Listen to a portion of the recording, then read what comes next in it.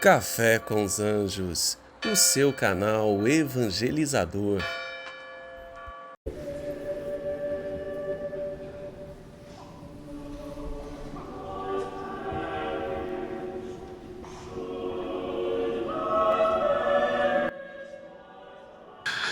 Olá, muito bom dia, salve Maria Santíssima. Quarta semana do tempo do Advento, estamos já bem próximos de celebrarmos as festas natalinas, de celebrarmos o nascimento de Jesus, o nosso grande Salvador. A liturgia hoje nos convida a meditarmos o Evangelho de São Lucas, capítulo 1, versículos que vão do 57 ao 66. E nesse Santo Evangelho, vejam só, meus caros irmãos e irmãs, que o evangelista vai nos contar um pouco da história de Isabel e de Zacarias. Se nós lembrarmos alguns episódios atrás, nós vamos lembrar que Santa Isabel também foi agraciada por Deus com uma gravidez milagrosa. Ela já era de idade avançada, não tinha filhos, mas era de muita fé, era de muita piedade, de bom servir a Deus. E Deus, no seu amor e na sua misericórdia, agracia Isabel também com uma gravidez, mesmo estando ela em idade avançada, porque para Deus nada, absolutamente nada, é impossível. E naquela ocasião, se lembrarmos, houve um certo descrédito de Zacarias, que não acreditou muito naquela que era a promessa de Deus para Santa Isabel. E aí, Zacarias ficou mudo e somente viria a voltar a falar depois que a promessa se cumprisse. E o contexto do evangelho de hoje é exatamente esse. Santa Isabel, ela dá luz a João Batista, aquele que também teria uma missão toda especial no contexto da nossa salvação, que prepararia o caminho para Jesus, prepararia os nossos corações para se converterem, para se arrependerem de seus pecados. Era essa a pregação de João Batista, para que quando ele apontasse o Cordeiro de Deus, que tiraria todo o pecado do mundo, as pessoas estivessem preparadas para acolhê-lo.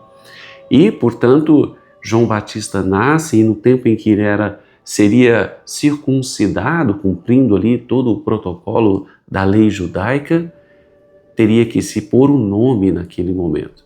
E na cultura daquele povo era um pouco assim, as pessoas, aliás, colocavam o nome nas crianças, nomes dos seus antepassados, né? De pessoas da sua família, de seus pais, de seus avós, enfim. E, a princípio, disseram que se chamaria Zacarias, mas a Santa Isabel disse que ele chamaria João. Foram questionar Zacarias, que escreveu numa tabuinha: ele se chamará João, mesmo que não houvesse ninguém na sua genealogia com o nome de João. E o fato de Zacarias ter confirmado o desejo de Santa Isabel demonstra ali um testemunho de fé. E no mesmo instante, ele que estava mudo porque não acreditou, agora, diante deste testemunho, diante desse seu manifestar de acreditar nas promessas de Deus, ele volta a falar. E é assim, meus caros irmãos, que também acontece nas nossas vidas. Nós diariamente somos convidados a dar testemunho de fé no mundo. Muitas das vezes nós titubeamos e é por isso que precisamos rezar sempre, pedir a força do Espírito Santo para que nós não fraquejemos em nossa fé, para que nós confiemos na providência de Deus, confiemos nas suas promessas de bem-querer para com a nossa vida. Nós sempre estamos rezando, principalmente na oração do Pai Nosso, que seja feita a vontade de Deus e não a nossa. Mas muitas das vezes, quando esta vontade de Deus não coincide com os nossos interesses, nós nos chateamos, ficamos tristes, nós ficamos indignados, achamos que estamos sendo injustiçados, e isso não passa de uma grande bobagem. É preciso que nós tenhamos uma fé um pouco mais madura, que cresçamos nesta confiança que precisamos ter em Deus. Vejam só, quando Zacarias realmente percebe que as promessas de Deus não são promessas de brincadeira. Jesus ou Deus sempre cumpre as suas promessas.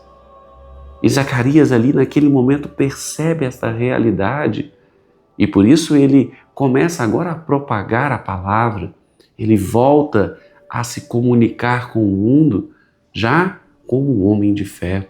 E é assim que nós também precisamos nos comunicar com as pessoas, tendo sempre como pano de fundo a busca por Deus, a apresentação de Jesus às pessoas, a revelação das Escrituras, apresentar o Santo Evangelho às pessoas, convidá-las a acreditarem, darem testemunho de como Deus foi maravilhoso na nossa vida, de como nós somos testemunhas vivas desse agir, dessa participação de Deus na nossa história, abrindo portas e caminhos, nos curando, nos reerguendo nos momentos mais difíceis.